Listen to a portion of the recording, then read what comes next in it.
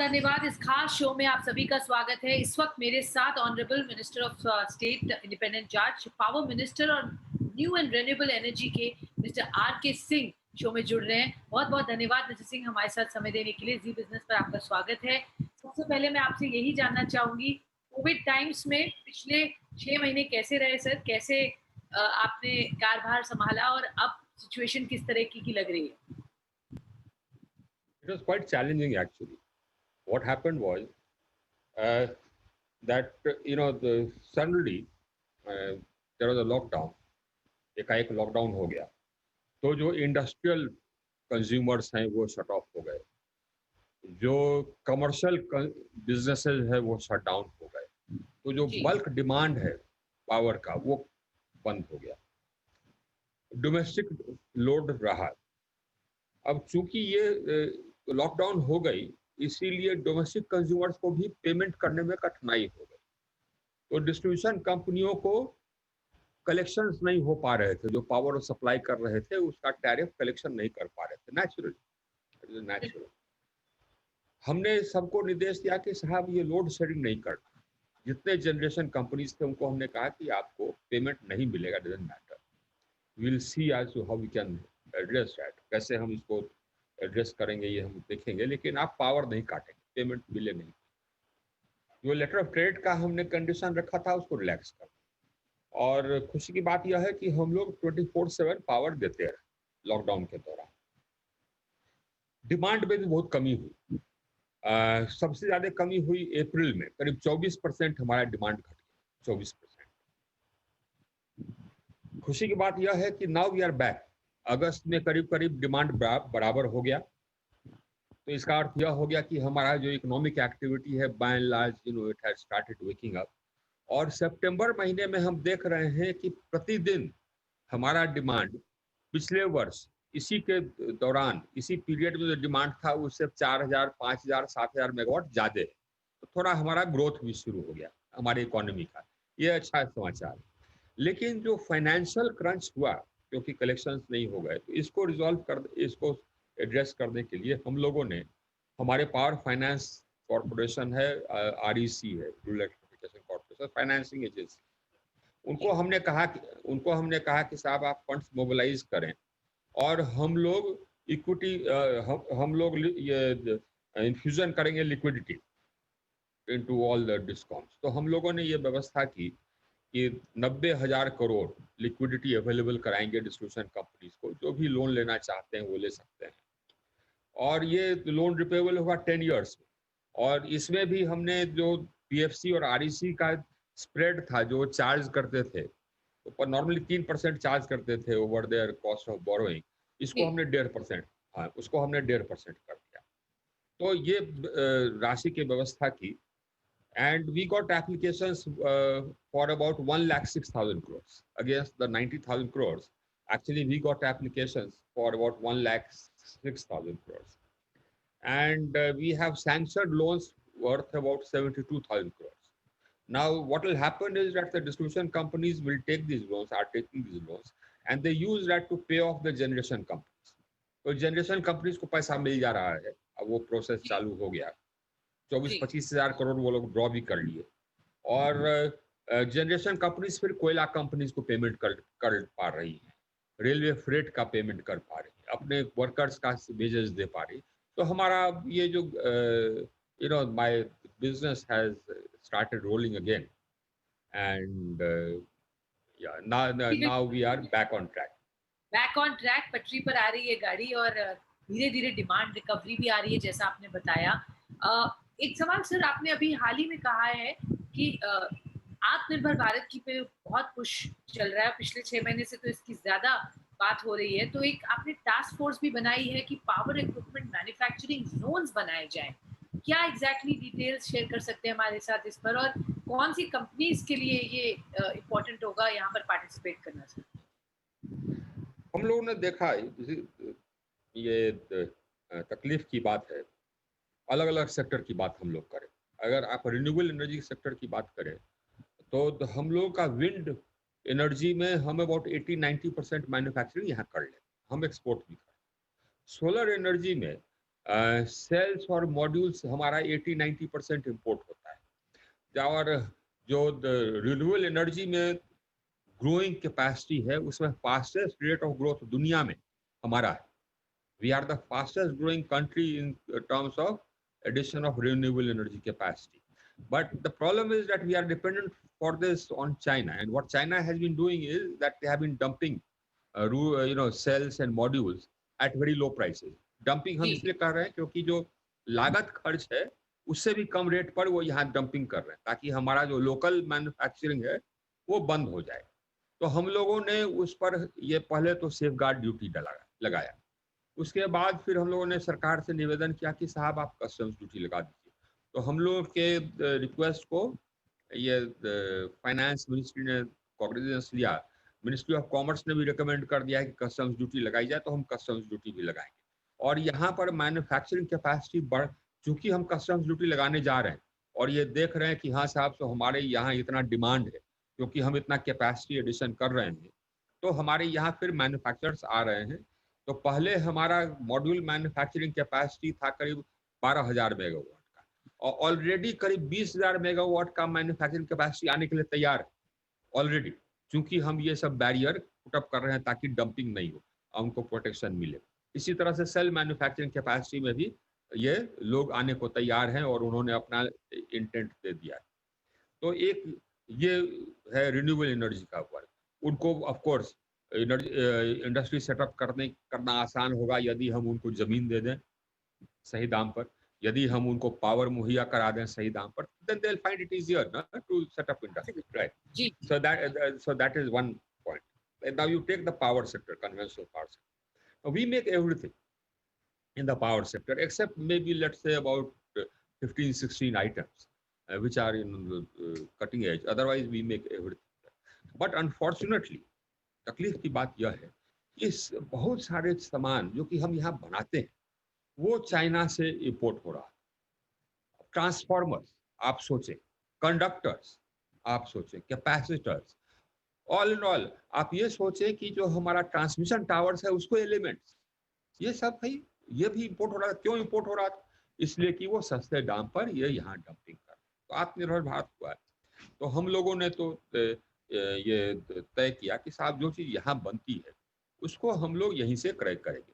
तो सरकार ने एक आदेश निकाला है कि जो चीज़ यहाँ बनती है उसमें बिड लेने वाले क्लास 1 कॉन्ट्रैक्टर्स ही होंगे जो कि मोर देन 50% यहाँ से ये करेंगे। 200 करोड़ से ऊपर का तो 200 करोड़ से नीचे का तो बिड हम इंटरनेशनल बिड करेंगे, उससे ऊपर करेंगे भी, लेकिन अगर हमारा यहाँ बनता है तो वो क्लास 1 कॉन्ट्रैक्टर ही पार्ट लेंगे। एक चीज़ और हमने किया, वो देखिए हमारा जो सेक्टर है पावर सेक्टर वो बहुत वनरेबल है साइबर अटैक से।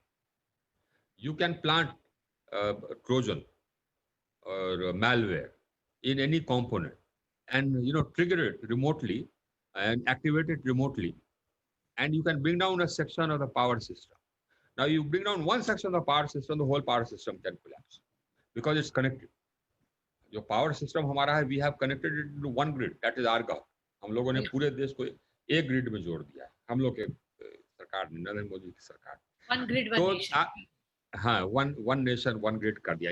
we have reached Leh, Ladakh, etc. and we are extending further into all the interior areas of Ladakh and everywhere. We have connected the whole country in one grid. So अब एक portion कोई अगर malware introduce कर दिया और उससे collapse कर दिया तो हमारा ग्रिड कोलैप्स कर सकता है। तो हम लोगों ने कहा कि साहब cyber threat is a major threat. So now any imported equipment, it will have to go through checks to make sure that there are no trojans or malware। हम लोग चेकिंग करा लें कोई imported equipment। हमने अपने industry का meeting करके हमने उनको बता दिया कि देखिए साहब ये सब चेकिंग वेकिंग में बहुत टाइम लगता है, 2 साल 3 साल लगेगा, तो बेहतर है कि आप जो मेक इन इंडिया है वही खरीदें। मेक इन इंडिया आप खरीदेंगे तो फिर आपका काम चल पड़ेगा, नहीं तो आपका काम अटकेगा। तो एक और बैरियर हमने डाल दिया। अच्छा तो हाँ, this is called a non tariff barrier. Actually every country does it. we are late starters in that, but every country puts up non tariff barriers, right? So that's what we have done. And now you want this is on one part of it, The other part of it is that there are some things which we don't manufacture. तो उसका manufacturing कराना है, तो उस manufacturing के लिए भी हमको ये चाहिए. I want land, I want power at cheap rates, land at reasonable rates, etc. तो हमने एक टास्क फोर्स बनाया है, जो joint task force for the two ministries, power and MNRE. Now their job is to identify, how many zones there can be or there should be. Preliminary, our preliminary thinking is that there should be at least 3 zones, if not 4, manufacturing zones. And these manufacturing zones will be set up on a competitive bidding basis. That means the states इसमें compete करेंगी. जो state सबसे reasonable rates पर हमको जमीन देगा, या जो स्टेट सबसे रीजनेबल रेट्स पर हमको पावर देगा, वहां पर हम मैन्युफैक्चरिंग जोन सेटअप करेंगे. और ये जो हम मैन्युफैक्चरर्स को ला रहे हैं, 2 काम के लिए ला रहे हैं. एक तो रिन्यूएबल एनर्जी में जो मैन्युफैक्चरिंग होना, और दूसरा कन्वेंशनल एनर्जी में जो ये 16-17 आइटम है जो कि कटिंग एज है, उसमें जो मैन्युफैक्चरिंग होना, ये सबको हम यहाँ पर जमीन देंगे एट रीजनेबल रेट्स, पावर देंगे एट रीजनेबल रेट्स, और वहाँ जो कॉमन इंफ्रास्ट्रक्चर है वो हम बना दें. So that is why we have set up this task force. इसके साथ ही साथ, हाँ, इसके साथ ही साथ स्वाति ये भी है कि एक अलग ग्रुप है जो कि आइडेंटिफाई कर रही है कि हाँ कौन कौन मैन्युफैक्चरर्स ये सब सामान बना सकते हैं. उनसे संपर्क करने का काम, उनको बुलाने का काम, आप आए यहाँ बनाए. And everybody except the Chinese are invited. बिल्कुल बिल्कुल, और यही बात जरूरी है इस वक्त. जिस तरह से हमें बड़े प्लेयर्स इंडिया में लाने हैं, उनका अटेंशन लेना है और कहना है कि भाई हम भी तैयार हैं और हम यहाँ बना सकते हैं पूरे वर्ल्ड के लिए. तो किस तरीके के इंटरेस्ट आ रहे हैं सर? कुछ कंपनीज जिनसे आपकी बातचीत चल रही है, किस लेवल पर ये हो रही है? और दूसरा, अपने PSUs यहाँ कितना पार्टिसिपेट करेंगे और किस रूप में करेंगे? क्योंकि आई थिंक बहुत अंडर प्ले हुए हैं अभी तक. जो रोल है अपने पावर के PSUs हैं, उनके पास एक अपॉर्चुनिटी की तरह ये एक बड़ा कार्य होगा. तो आपके हिसाब से कौन से PSUs आइडेंटिफाई किए जा सकते हैं और कौन सी बड़ी MNCs से? देखिए, हमने जो प्रोजेक्ट डेवलपमेंट सेल सेटअप किया है, उसको हमने कहा है कि जितने बड़े मैन्युफैक्चरर्स यहाँ भी देश में या विदेश में, minus the countries with land borders, minus China, उन सब से आप ये संपर्क करें. और उन सब से इन्होंने बात किया है, तो उसमें जो भी आना चाहे, जितने बड़े मेजर्स हैं पावर सेक्टर, उसमें कोई भी आना चाहे तो हम लोग ये फैसिलिटेशन करें. और हम लोग कोई भेदभाव नहीं करते, पब्लिक सेक्टर हो, प्राइवेट सेक्टर हो, हमारे लिए इंडस्ट्री. बिल्कुल, ओके. तो सभी बड़े प्लेयर्स हैं. पर्टिकुलर कुछ कंपनीज हैं सर जिन पर आप फोकस करना चाहेंगे PSU के पॉइंट ऑफ व्यू से? मैं जानना चाहती हूँ उनकी क्या आगे के प्लान्स होंगे, उनको कैसे रोकन करेंगे इस पूरे आत्मनिर्भर भारत के एंडेवर में, चाहे वो NTPC हो, PFC हो, REC हो, और फिर बहुत सारी जो कंपनी है PFC, इनको कैसे देख रहे हैं, इनका रोल आगे आने वाले समय में? हाँ, नहीं, हमने इनको मैन्युफैक्चरिंग में NTPC को, या हमारे जो NTPC हमारा पावर जनरेशन कंपनी, और PFC, REC हमारे फाइनेंसिंग कंपनी को मैन्युफैक्चर, पावर ग्रिड है हमारा, वो ट्रांसमिशन लाइन सेटअप करता है, मैन्युफैक्चरिंग में नहीं. मैन्युफैक्चरिंग में BHEL है, तो BHEL को हम इनकरेज कर रहे हैं और वो कर भी रहे हैं कि वो अपना रिन्यूएबल एनर्जी कैपेसिटी बढ़ा रही है. एक हमारा जो रिक्वायरमेंट है वो गैस इंसुलेटेड सब स्टेशंस आते हैं आजकल, which occupy much lesser space और गैस इंसुलेटेड होते हैं. तो गैस इंसुलेटेड ट्रांसफार्मर इत्यादि के लिए ये एक हमारा रिक्वायरमेंट है. और फिर हमारा रिक्वायरमेंट है HVDC, high voltage direct DC current, क्योंकि जो हम लॉन्ग डिस्टेंस पावर ट्रांसमिशन करते हैं of huge quantities, 5000 megawatts at one time, ये HVDC से होता है. तो ये इसको हमको यहाँ बनवाना है. Okay, fair enough. तो BHEL जैसी कंपनीज हैं जो यहाँ पार्टिसिपेट करेंगे और यहाँ पोटेंशियल दिख रहा है.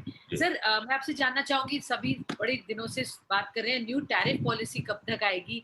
क्या बिग बैंग रिफॉर्म्स होंगे अपार्ट फ्रॉम प्रीपेड मीटर्स? उस पर तो हमने पहले बात भी की है, बट टैरिफ पॉलिसी की कुछ टाइमलाइन सर? हाँ, वो कैबिनेट में है, एक ग्रुप ऑफ मिनिस्टर सेटअप हुआ था, तो दे हैव क्लियर्ड इट. अब वो कैबिनेट में है, हमने रिमाइंड किया है कैबिनेट सेक्रेटरीट वगैरह को कि जल्दी से इसको लगावे.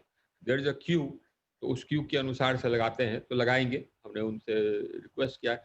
देखिए, हम लोगों ने टैरिफ पॉलिसी में सभी सेक्टर्स को टच किया है, all sectors.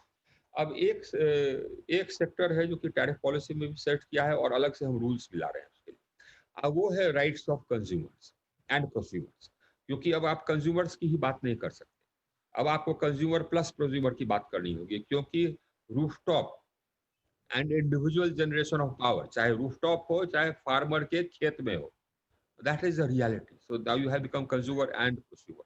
They also have rights. So we are codifying these rights. We circulated a draft set of rules and we have put this in the tariff policy also, जिसमें कि हम समय तय कर दे रहे हैं कि आपको कनेक्शन के लिए अप्लाई करना है तो क्या कितने दिन में आपको कनेक्शन मिल जाएगा। अगर आप अर्बन एरिया में है तो आपको मिल जाना चाहिए 5 दिन में या वट, रूरल एरियाज में है तो 10 दिन में मिल जाना चाहिए। ऐसे करके अगर आपका कहीं कोई फ्यूज कॉल है तो इतने घंटे में रिस्पॉन्स होना चाहिए, अगर ट्रांसफार्मर बर्न हो गया तो इतने घंटे में रिस्पॉन्स हो। ये सारे हम कंज्यूमर राइट्स को ये कर रहे हैं। एक तो ये है। दूसरा हमारा है, एक मेजर प्रॉब्लम होता है कि जो स्टेट्स हैं वो सब्सिडी अनाउंस कर देती है। कानून कहता है कि सब्सिडी आपको अपफ्रंट दे देना है, ये लॉ है 2003 का कानून, लेकिन वो देती नहीं और सब्सिडी जितना देना चाहिए वो नहीं देती। अब हमारा ये कहना है, और उसका अकाउंटिंग भी नहीं होता है। जो डिस्ट्रीब्यूशन कंपनियां हैं वो एनर्जी अकाउंट नहीं रखती है, तो चूंकि अकाउंट नहीं रखती हैं इसीलिए वो अंदाज से सब्सिडी का रिक्वायरमेंट देती है, और अंदाज से कह दिया कि हम ये हमारा सब्सिडी का बिल है 10,000 करोड़, और अंदाज से स्टेट गवर्नमेंट कहते हैं कि नहीं साहब 10,000 करोड़ आपका इन्फ्लेटेड है, एक्चुअली है 5,000 crore. Both side they don't know the actual figure. तो हमारा कहना है कि आप एनर्जी अकाउंटिंग कीजिए and the subsidy has to go into the account of the consumer kept with the distribution company.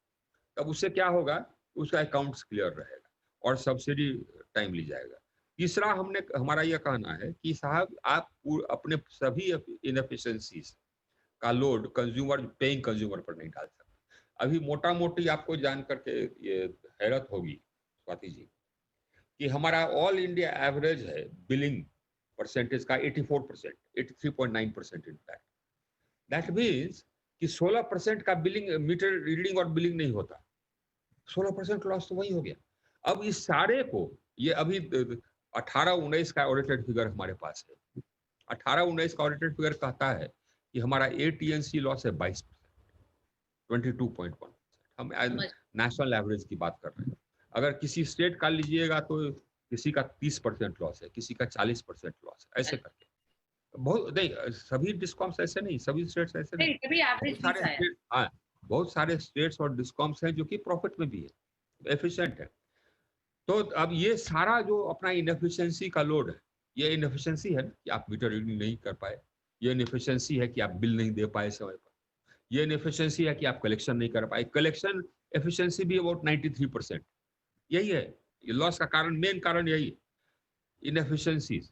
और ऑफ कोर्स थोड़ा बहुत थेफ्ट है, लेकिन मेन है इनएफिशिएंसी। तो उसका सारा बर्डन स्वाति जी, उसका सारा बर्डन आप पेइंग कंज्यूमर पर नहीं दे सकते, अभी दे रहे हैं। तो उसमें हम कह दे रहे हैं कि नहीं साहब, तो ये आप ATC लॉसेज रिडक्शन का आप ट्रेजेक्टरी बनाएंगे और उसी ट्रेजेक्टरी के अनुसार आप वो लॉस कंज्यूमर के टैरिफ में पास ऑन करेंगे। उसके बाद एक अधिकार यह भी है कंज्यूमर का कि इसको 24/7 पावर, यह भी अधिकार है। आप ये नहीं कर सकते मन मर्जी से कि हाँ साहब तो हम किसी को लोड शेडिंग कर, उसका पेनल्टी होना चाहिए, वो भी हमने दिया है टैरिफ पॉलिसी। एक ओपन एक्सेस है, वो एक्ट कहता है कि ओपन एक्सेस 1 मेगावाट से ऊपर के कंज्यूमर्स को ओपन एक्सेस मिलना है, ये एक्ट कहता है, 2003 का एक्ट कहता है। लेकिन क्या है सर, ये ओपन एक्सेस नहीं देते। ओपन एक्सेस का मतलब है कि आप अगर कंज्यूमर हैं सब, तो आपको ये अधिकार है कि आप तय करें कि नहीं सब हम आपसे पावर नहीं लेंगे, हमको सस्ता पावर वहां उससे लेंगे, ये होना चाहिए। तो ये लोग रोकते हैं, तो उसका फिर टाइमलाइन हम लोगों ने फिक्स किया है। फिर एक क्रॉस सब्सिडी है।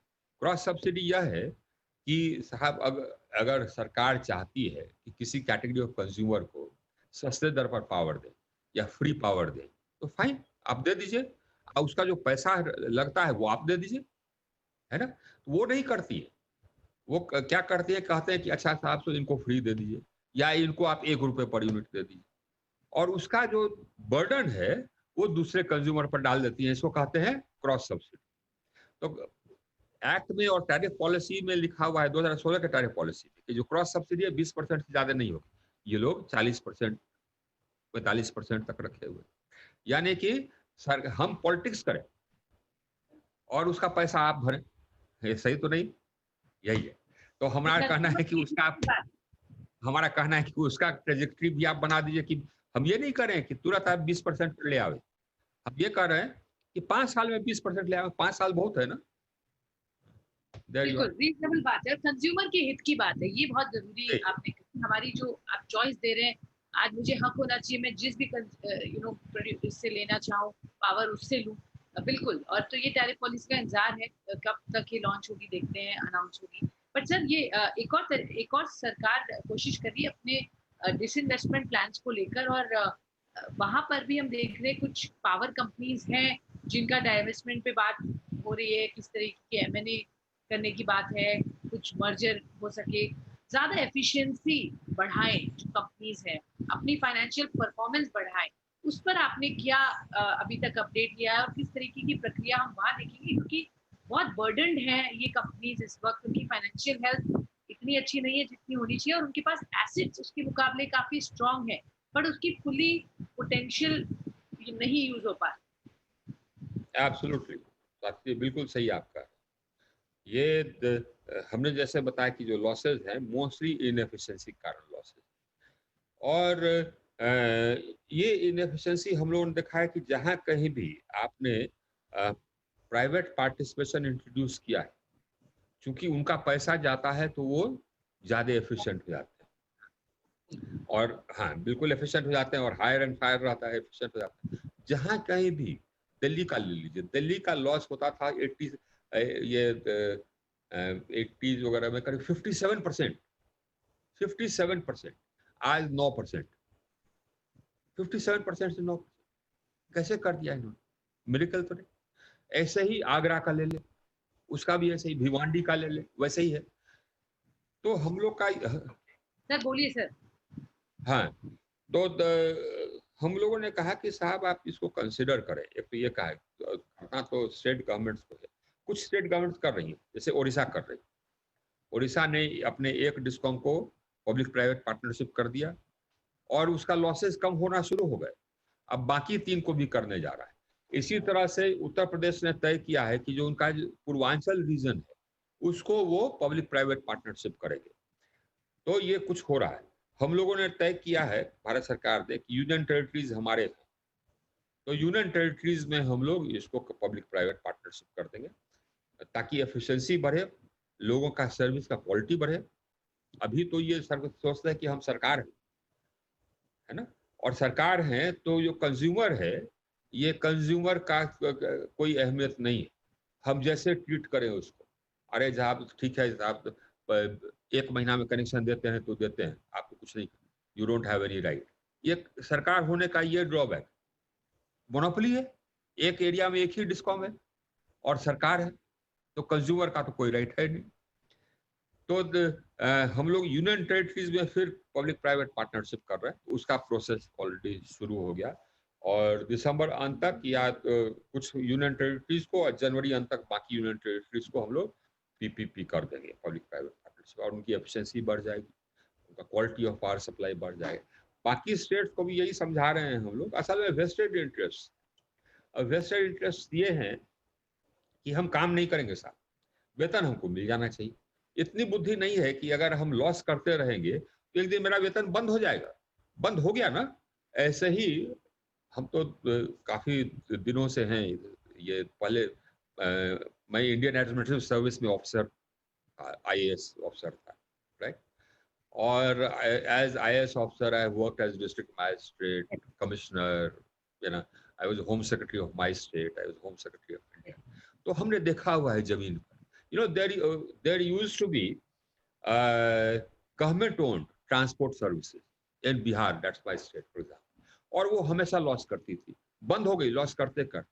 अब उन लोगों को ये एम्प्लॉइज को इतनी समझ नहीं थी कि अगर लॉस करता रहा तो बंद हो जाएगा, तो मेरी नौकरी खत्म हो जाएगी, ये चिंता नहीं थी। यही प्राइवेट ट्रांसपोर्ट था, they used to make profits. मैं कह रही थी सरकार बहुत स्टेप्स ले रही है क्लियरली इस सेक्टर के लिए और डोमेस्टिक मैन्युफैक्चरर्स के लिए, जैसे आपने बताया आपने कस्टम्स सेफगार्ड ड्यूटी तो हो गई, अब कस्टम्स ड्यूटी क्या लागू हो चुकी है या होने वाली है? होने कब वाली है तक स्वाति जी, होने कब वाली तक हो जाएगी हम सर लोगों ये?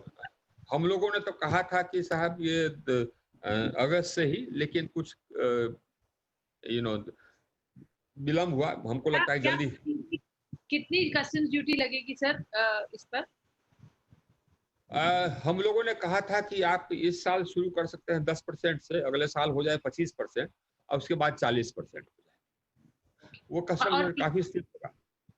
जी, और सर पीएलआई स्कीम, क्योंकि बहुत सेक्टर्स इस वक्त देख रहे हैं, आपको लगता है पीएलआई स्कीम कुछ आएगी आपकी, क्योंकि आप जिस तरह से बहुत बड़े लेवल पर बात कर रहे हैं प्रोडक्शन की, तो पीएलआई स्कीम हाँ नहीं, लागू उसमें होगी? हमारा एक स्कीम है फॉर मैन्युफैक्चरिंग, जिसके अंतर्गत हम इंटरेस्ट सबवेंशन देंगे। यानी कि जो अभी हमारी यहाँ कॉस्ट ऑफ कैपिटल हमारे देश में ज्यादा है, दूसरे देश में कॉस्ट ऑफ कैपिटल कम है, तो हम लोगों ने ये सोचा है कि इंटरेस्ट का 3% 4% हम सबवेंशन देंगे, यानी उतना इंटरेस्ट हम दे देंगे ताकि कॉस्ट ऑफ कैपिटल कम हो जाए।